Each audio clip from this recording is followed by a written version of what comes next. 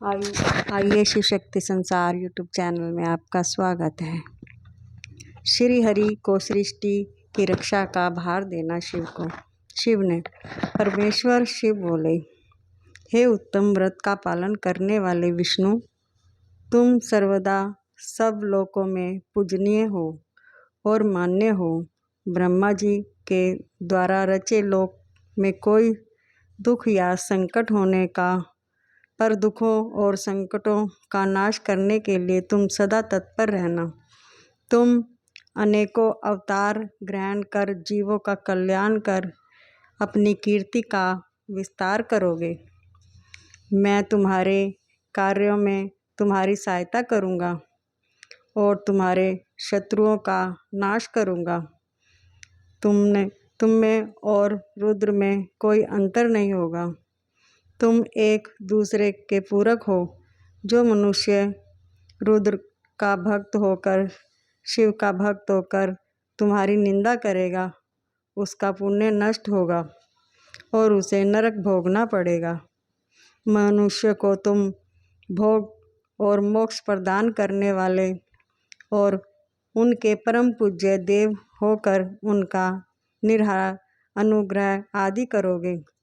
ऐसा कहकर भगवान शिव ने मेरा हाथ विष्णु जी के हाथ में देकर कहा, तुम संकट के समय सदा इनकी सहायता करना तथा सभी को भोग और मोक्ष प्रदान करना तथा सभी मनुष्यों की कामनाओं को पूरा करना।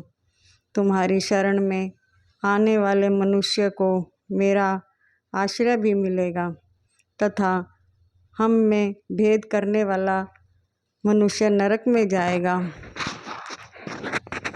शिव विष्णु सब एक हैं। ब्रह्मा जी कहते हैं, देव ऋषि नारद भगवान शिव का यह वचन सुनकर मैंने और भगवान विष्णु ने महादेव को प्रणाम कर धीरे से कहा, हे कल्याण करुणामयी निधि भगवान शंकर, मैं आपकी आज्ञा मानकर सब कार्य करूँगा। मेरा जो भक्त आपकी निंदा करेगा उसे आप नरक प्रदान करें। आपका भक्त मुझे अत्यंत प्रिय है। महादेव जी बोले, अब ब्रह्मा विष्णु और रुद्र के आयु पर्वल को सुनो। 4000 युग का ब्रह्मा का एक दिन होता है और 4000 युग की एक रात होती है और 30 दिन का एक महीना और 12 महीनों में एक वर्ष होता है।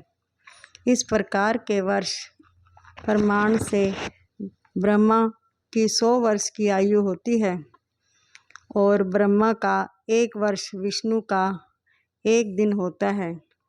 वह भी इसी प्रकार से 100 वर्ष जिएंगे और विष्णु का एक वर्ष रुद्र के एक दिन के बराबर होता है और वह भी इसी क्रम में 100 वर्ष तक स्थिर रहेंगे।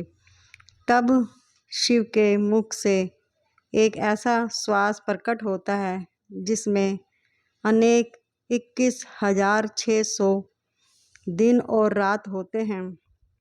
उनके 6 बार श्वास अंदर लेने और छोड़ने का एक पल और 8 घड़ी और 60 घड़ी का एक दिन होता है।